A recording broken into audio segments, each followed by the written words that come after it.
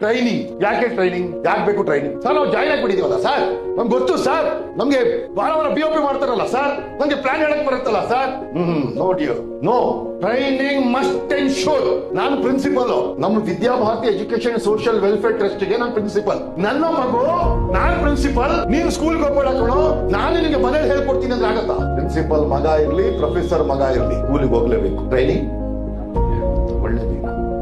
ಮಿಲಿಟರಿಗೆ ಹೋಗ್ಬೇಕಿದ್ರೆ ಟ್ರೈನಿಂಗ್ ತಗೊಳ್ಳೇಬೇಕು, ಟೀಚರ್ ಆಗ್ಬೇಕಿದ್ರೆ ಟ್ರೈನಿಂಗ್ ತಗೊಳ್ಳೇಬೇಕು, ಡಾಕ್ಟರ್ ಆಗ್ಬೇಕಿದ್ರೆ ಟ್ರೈನಿಂಗ್ ತಗೊಳ್ಳೇಬೇಕು, ಲಾಯರ್ ಆಗ್ಬೇಕಿದ್ರೆ ಸೀನಿಯರ್ ಜೊತೆಗೆ ಜೂನಿಯರ್ ಆಗಿ ಕೆಲಸ ಮಾಡ್ಲೇಬೇಕು, ಕ್ರಿಕೆಟ್ ಕೋಚ್ ಕಲಿಬೇಕಿದ್ರೆ ಒಬ್ಬ ಗುರು ಬೇಕು, ಸ್ಟೇಡಿಯಂಗೆ ಹೋಗ್ಬೇಕು, ಟ್ರೈನಿಂಗ್ ತಗೊಳ್ಳೇಬೇಕು. ಟ್ರೈನಿಂಗ್ ತಗೊಳ್ಳದೆ, ತರಬೇತಿ ಇಲ್ಲದೆ ತುಂಬಾ ಜನ ಬಂದು ಆಯಾರಾಮ್ ಗಯಾರಾಮ್ ಬಂದ ದಾರಿಗೆ ಸುಂಕ ಇಲ್ಲ ಅಂತ ಇಲ್ಲಿ ಬಂದು ತುಂಬಾ ಜನ ಹೋಗಿರ್ತಾರೆ. ಮೀಟಿಂಗ್ ಸರ್ ಯಾವಾಗ ಮುಗಿಸ್ತಾರಪ್ಪ, ನಮ್ಗೆ ಇದು ಆಗಲ್ಲ, ಇಲ್ಲಿ ಮಂಡೆ ಬಿಸಿ, ನಮ್ಗೆ ಟ್ರೈನಿಂಗ್ ಅಂದ್ರೆ ಆಗಲ್ಲ, ನಮ್ಗೆ ಆಗಲ್ಲ. ನಮ್ಗೆ ಏನೋ ಪಿಕ್ಚರ್ ನೋಡ್ತಾ ಇರ್ಬೇಕು, ಆಗ ಫುಲ್ ಫ್ರೀ ಅಂತ ಓಹೋ ಯಾರು ನಗಾಡ್ತಾ ಇದ್ರೆ ನಮ್ಗೆ ಇದು ಖುಷಿ.